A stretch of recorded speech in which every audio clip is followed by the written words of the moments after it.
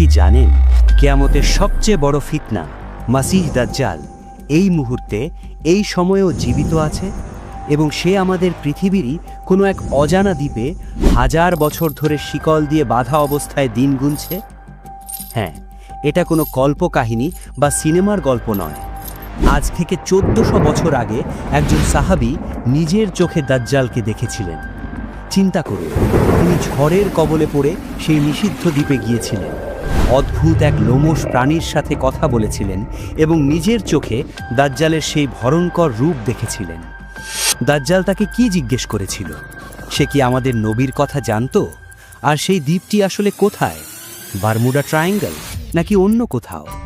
আজকের ভিডিওতে আমরা জানব সহিহ মুসলিমে বর্ণিত সাহাবী তামিম আদ-দারির সেই লোমহর্ষক অভিজ্ঞতার কথা, যা শুনলে আপনার গায়ের লোম দাঁড়িয়ে যাবে। ভিডিওটি একা দেখছেন তো? কারণ এই কাহিনী শোনার পর আপনার রাতের ঘুম হারাম হতে পারে। আসসালামু আলাইকুম। দাজ্জাল মানব ইতিহাসের সবচেয়ে বড় পরীক্ষা। আদম আলাইহিস সালাম থেকে শুরু করে কিয়ামত পর্যন্ত এর চেয়ে বড় কোনো ফিতনা পৃথিবীতে আসেনি। এমন কোনো নবী নেই যিনি তার উম্মতকে দাজ্জাল সম্পর্কে সতর্ক করেননি। কিন্তু আমাদের প্রিয় নবী মুহাম্মদ সাল্লাল্লাহু আলাইহি ওয়াসাল্লাম দাজ্জাল সম্পর্কে এমন কিছু তথ্য দিয়েছেন যা আগে কেউ জানত না। সেই সাহাবীর নাম তামিম আদ-দারি। তিনি ছিলেন একজন খ্রিস্টান পাদ্রী, যিনি পরে ইসলাম গ্রহণ করেন। তার এই সমুদ্র অভিযানের কাহিনীটি এতই বিস্ময়কর যে স্বয়ং রাসূল সাল্লাল্লাহু আলাইহি ওয়াসাল্লাম মিম্বরে দাঁড়িয়ে সাহাবীদের এই গল্প শুনিয়েছিলেন। চলুন ফিরে যাই সেই 1400 বছর আগের সেই ভয়ঙ্কর সমুদ্র যাত্রায়। ঘটনাটি ঘটেছিল মদিনায় হিজরতের পরের কোনো এক সময়। তামিম আদ-দারি তখনও মুসলিম হননি। তিনি 30 জন লোক সাথে নিয়ে একটি বড় সামুদ্রিক জাহাজে ব্যবসার উদ্দেশ্যে রওনা হলেন। যাত্রা শুরুর কিছুদিন পরেই সাগরে শুরু হলো এক প্রলয়ঙ্করী ঝড়। ঢেউগুলো পাহাড়ের সমান উঁচু হয়ে তাদের জাহাজের ওপর আছড়ে পড়তে লাগলো। মনে হচ্ছিল সমুদ্র যেন তাদের গিলে খেতে চাইছে। বাতাসের তোড়ে তাদের জাহাজটি দিক হারিয়ে ফেলল। তারা কোথায় আছে, কোন দিকে যাচ্ছে কিছুই বুঝতে পারছিল না। একদিন নয়, দুদিন নয়, টানা 1 মাস। চিন্তা করুন, টানা 30 দিন তারা সমুদ্রের বুকে ঢেউয়ের সাথে লড়াই করতে করতে মৃত্যুর প্রহর গুনছিল। তাদের খাবার শেষ, পানি শেষ, সবাই ধরেই নিয়েছিল এটাই তাদের জীবনের শেষ যাত্রা।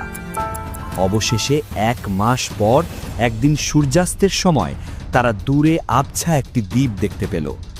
দ্বীপটি ছিল সমুদ্রের ঠিক মাঝখানে, যেন কেউ লুকিয়ে রেখেছে। তারা দ্রুত ছোট নৌকায় করে সেই রহস্যময় দ্বীপের দিকে রওনা দিল। তারা যখন দ্বীপে পা রাখল তখন সন্ধ্যা হয়ে এসেছে, চারপাশ নিস্তব্ধ। হঠাৎ তাদের সামনে এসে দাঁড়ালো এক কিম্ভূত কিমাকার প্রাণী। প্রাণীটির সারা শরীর এত ঘন এবং লম্বা লোমে ঢাকা ছিল যে তার সামনে কোনটা আর পেছনে কোনটা বোঝাই যাচ্ছিল না। তামিম এবং তার সঙ্গীরা ভয়ে পিছিয়ে গেলেন। তারা জিজ্ঞেস করলেন, আফসোস, তুমি কে? প্রাণীটি তখন মানুষের ভাষায় উত্তর দিল। সে বলল, আমি আল জাসসাসা। নাবিকরা অবাক হয়ে বলল, জাসসাসা, তুমি এখানে কি করছো? প্রাণীটি উত্তর না দিয়ে আঙুল উঁচিয়ে বলল, হে লোকেরা, তোমরা কি ওই যে পুরনো মঠটি দেখছো? ওখানে যাও। সেখানে এক ব্যক্তি তোমাদের খবর জানার জন্য অধীর আগ্রহে অপেক্ষা করছে। প্রাণীটির কথা শুনে তারা ভয় পেয়ে গেলেন, কিন্তু কৌতূহলবশত তারা মঠের ভেতরে ঢুকলেন। ভেতরে ঢুকে তারা যা দেখলেন তা দেখে তাদের গায়ের রক্ত হিম হয়ে গেল। সেখানে বিশাল এক মানুষ বসে আছে। এত বিশাল, এত শক্তিশালী এবং ভয়ঙ্কর দর্শন মানুষ তারা জীবনেও দেখেনি। তার চুলগুলো ছিল কোঁকড়ানো, তার চোখ ছিল হিংস্র। সবচেয়ে ভয়ঙ্কর বিষয় হলো তার হাত দুটো ঘাড়ের সাথে এবং পা দুটো হাঁটু পর্যন্ত লোহার মোটা শিকল দিয়ে শক্তভাবে বাঁধা। তার প্রতিটি নড়াচড়ায় শিকলগুলো ঝনঝন করে উঠছিল। তামিম আদ-দারি ভয়ে কাঁপতে কাঁপতে জিজ্ঞেস করলেন, আফসোস, তুমি কে? লোকটি উত্তর না দিয়ে গম্ভীর ও ভারী কণ্ঠে উল্টো প্রশ্ন করল, তোমরা কারা? কোথা থেকে এসেছো? তারা তাদের পরিচয় দিল। লোকটি তাদের পরিচয় শুনে 3টি অদ্ভুত প্রশ্ন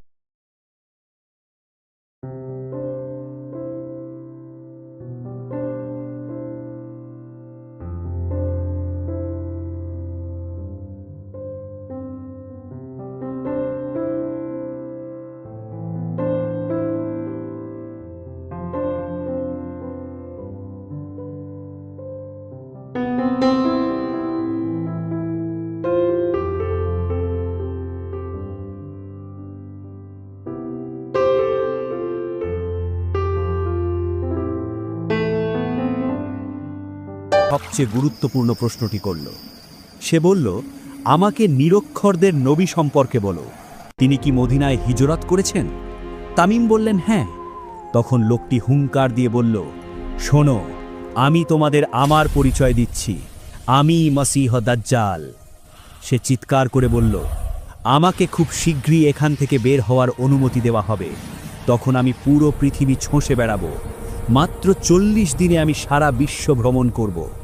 মক্কা আর মদিনা ছাড়া পৃথিবীর প্রতিটি ঘরে আমি প্রবেশ করব। তামিম আদ-দানি কোনো মতে সেই দ্বীপ থেকে পালিয়ে মদিনায় ফিরে আসেন। তিনি সাথে সাথে ইসলাম গ্রহণ করেন এবং রাসূলুল্লাহ সাল্লাল্লাহু আলাইহি ওয়াসাল্লামকে এই পুরো ঘটনাটি খুলে বলেন। শুনে নবী এত খুশি হলেন যে তিনি তক্ষুনি সাহাবীদের ডাকলেন এবং বললেন, সালাতুল জামেয়া বা নামাজের জন্য সমবেত হও। নামাজ শেষে তিনি হাসি মুখে মিম্বরে দাঁড়িয়ে বললেন, তামিম আমাকে এমন এক ঘটনা শুনিয়েছে যা আমি তোমাদের আগেই দাজ্জাল সম্পর্কে বলেছিলাম। তার বর্ণনা আমার বর্ণনার সাথে হুবহু মিলে গেছে।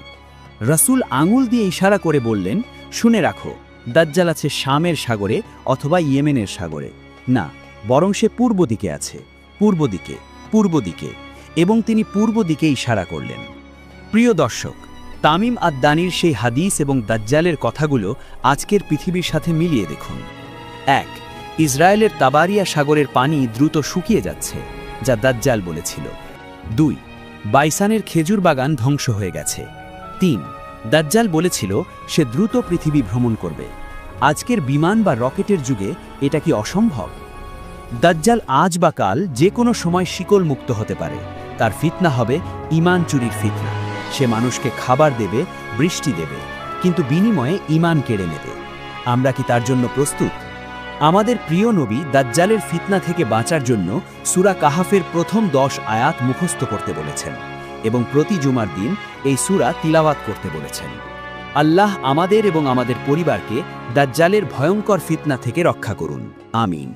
ভিডিওটি শেয়ার করে আপনার পরিচিত সবাইকে সতর্ক করুন, কারণ প্রচার করাও ইবাদত। পরবর্তী ভিডিওতে দাজ্জাল থেকে বাঁচার উপায়গুলো বিস্তারিত জানতে চাইলে কমেন্টে চাই লিখুন। সাবস্ক্রাইব করে আমাদের সাথেই থাকুন। আল্লাহ হাফেজ।